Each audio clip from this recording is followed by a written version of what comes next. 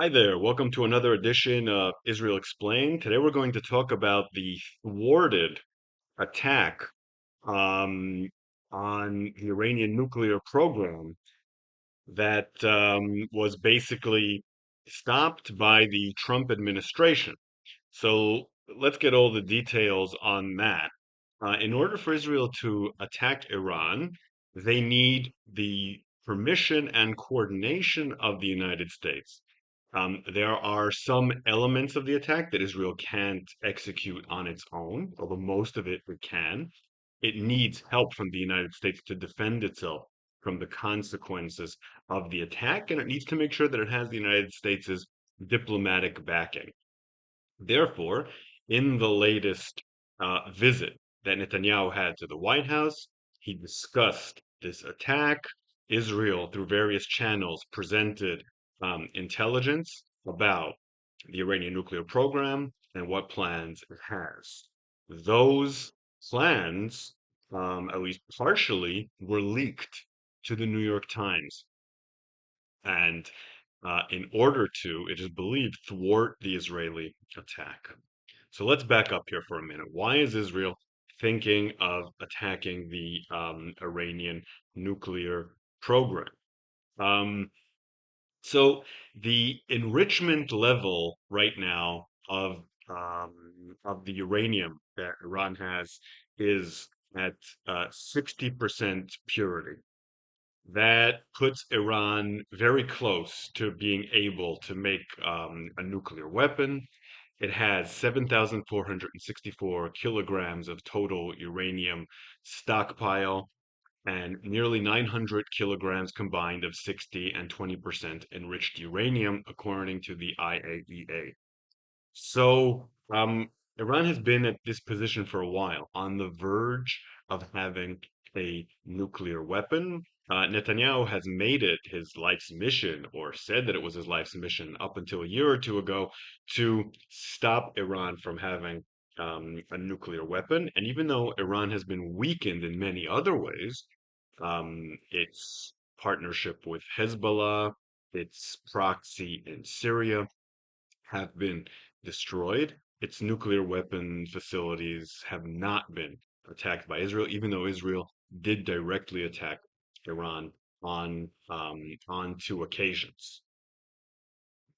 Now, according to a source in the Trump administration, Israel had planned to strike Iranian nuclear sites as soon as next month, but was waved off by President Trump in recent weeks in favor of negotiating a deal with Tehran to limit its nuclear program.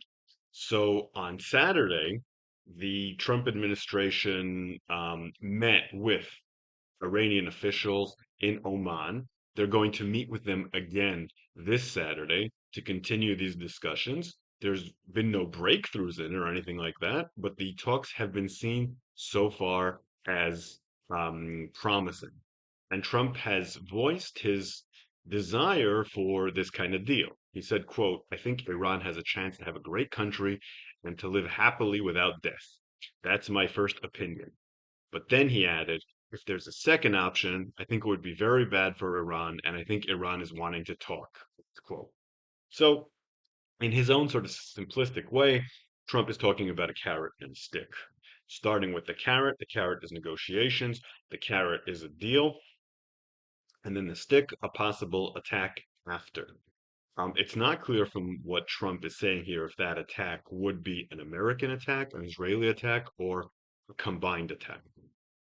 But it's clear that he wants to postpone any attack until talks have failed. So, and administration sources have said that not everyone within the Trump administration agrees with this approach. According to the New York Times, quote, the debate highlights fault lines between historically hawkish American cabinet officials and other aides more skeptical that a military assault on Iran could destroy the country's nuclear ambitions and avoid a larger war. Now, you may wonder why Trump, who's been very hawkish on Iran, is coming off, for now at least, on the side of those who are more dovish towards Iran. One of the reasons is that Trump really does like these big diplomatic deals. And we're seeing that on several horizons. We're seeing that with Ukraine. We're seeing that he supports a ceasefire in Gaza, and we're seeing that with Iran. That might be the major reason. There is another important reason, and that's Saudi Arabia.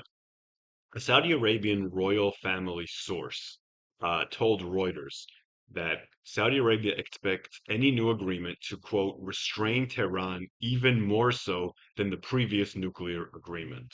So the Saudi Arabians are backing this move. If you remember, last year, Saudi Arabia began to pursue a policy of rapprochement with Iran. They realized that the direct confrontation with Iran in Syria, in Yemen, and elsewhere wasn't really going well for them. And indeed, since the rapprochement, things have been going a lot better for Saudi Arabia. They now have more influence in Syria than they did before. They now have more influence in Lebanon before. A lot of that's because of Israel's heavy military work. But also, the war in Yemen is no longer a big drain on their resources and on their international image. So that has worked well for them. And they want to continue moving in that direction. Having a deal between the United States and Iran helps them move in that direction. And as we know, MBS in Saudi Arabia have a massive amount of influence on Trump. Trump has made no bones about the importance that he places on Saudi Arabia. His first visit abroad in his last term and his first visit abroad in this term are to Saudi Arabia. I think it's fair to say that that's his main priority, at least in the Middle East, is that relationship, more important than his relationship with Israel. I think he takes Israel more for granted, and Netanyahu will do what he wants while he sees Saudi Arabia as stronger and a more independent country. And I think that Trump respects that in a way that he does not respect Netanyahu, who is showing a lot of weakness vis-a-vis the Trump administration. And Iran, um, the Iran deal is getting its backing from Saudi Arabia, but Saudi Arabia also supports, if it fails, at least the threat of an attack. So Prince Faisal bin Farhan Al Saud said if Iran gets an operational nuclear weapon, all bets are off, that they'll support an attack if the talks fail. It's not clear if they mean that or if it's just a threat, but that means that Trump and Saudi Arabia are on board. They have the same vision for where this is going. And so meanwhile, Israel is on the outs. Israel has traditionally, under Netanyahu, completely opposed an Iran deal on any terms. And it's been seen that the position that the United States has had on the Iranian nuclear program has gone from a tough maximalist position to a position that is very reminiscent of the Obama position when they negotiated that deal in the past. Netanyahu said, quote, an agreement with Iran would work only if it allowed the signers to go in, blow up the facilities, dismantle all the equipment under American supervision with American execution. That, of course, is a pipe dream. That is Netanyahu saying he doesn't want any kind of deal that Iran would ever agree to. Now, it seems that the main person behind the more pro-Iranian or pro-deal with Iran approach in the administration is Tulsi Gabbard, the director of national intelligence. She said, quote, the buildup of American weaponry could potentially spark a wider conflict with Iran that the United States did not want. So she's opposing the threats that the United States is placing on Iran, the military infrastructure that the United States has set up to threaten Iran if talks don't go well. She seems to want the focus to be on the stick, on the carrot, much more than the stick, and even to weaken the stick. U.S. Special Envoy Steve Witkoff, who's been handling most of the sensitive talks of the administration, agrees. He said, quote, I think our position begins with dismantlement of the program. That is our position today. But that doesn't mean, by the way, that at the margins we're not going to find other ways to find compromises between our two countries. Now, when the details of the Israeli strike appeared in the New York Times, Israeli officials were livid. One Israeli official told Channel 14 that it was one of the biggest betrayals by an American administration towards Israel, that the leak was one of the most dangerous leaks it had ever experienced. Other officials had told Khan News in Israel that they were livid that there was an implication in the articles that Israel had done some of the leaking when the leaking had come from American officials. Others said the details reported by the New York Times regarding an Israeli plan to strike Iran's nuclear facilities were inaccurate to say the least, end quote. But generally speaking, in the Israeli media, Israeli officials have not denied the reports, but rather have been angry at the fact that these leaks have occurred. It's easy to imagine who is behind these leaks. Certainly not Israel. It doesn't serve their purposes. And then, of course, there's elements in the Trump administration who are for the attack, or at least sympathetic to the Israeli approach. They include Michael Waltz, the national security advisor, and Marco Rubio, the Secretary of State. They've long held hawkish views that Iran cannot be left with the ability to develop nuclear weapons. But the diplomatic faction, the anti-strike faction, is just as strong, maybe stronger. We're talking about Tulsi Gabbard, we're talking about Steve Witkoff, and crucially, we're talking about J.D. Vance.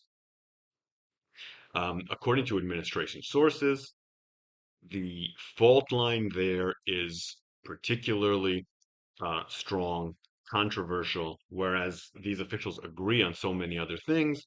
In this, the differences between them are quite extreme. So Trump has found a way to bridge that gap by giving talks an opportunity now and threatening an attack later. We'll see what happens if the talks start to succeed. So that's where we are right now. Israel is feeling betrayed. Saudi Arabia is in and Israel is out of the driver's seat of American foreign policy in the Middle East. The attempt to reach a nuclear deal with Iran is very serious. That is the focus right now of American foreign policy. And part of that is because of a calculation that Trump has made that Netanyahu is not going to resist what he does. And Netanyahu feels very weak right now. Domestically, he knows that his base tends to support and worship Trump. He knows that any daylight between him and Trump publicly will weaken Netanyahu and the image he tries to present as a great statesman to his own base. So right now, he's not willing to act against it. So Netanyahu will swallow the insult having his intelligence leaked. But this is not the first time Israeli intelligence has been leaked by the Trump administration, and we're probably going to see a more guarded approach to sharing intelligence with the Trump administration, like so many of America's allies are beginning to embrace. Okay, so that's it for this episode. If you like what I do here, consider supporting me on Patreon at Shael Media. Consider subscribing to my Grand Scheme Substack and listening to my History of the Land of Israel podcast. I will see you here the next time something interesting happens.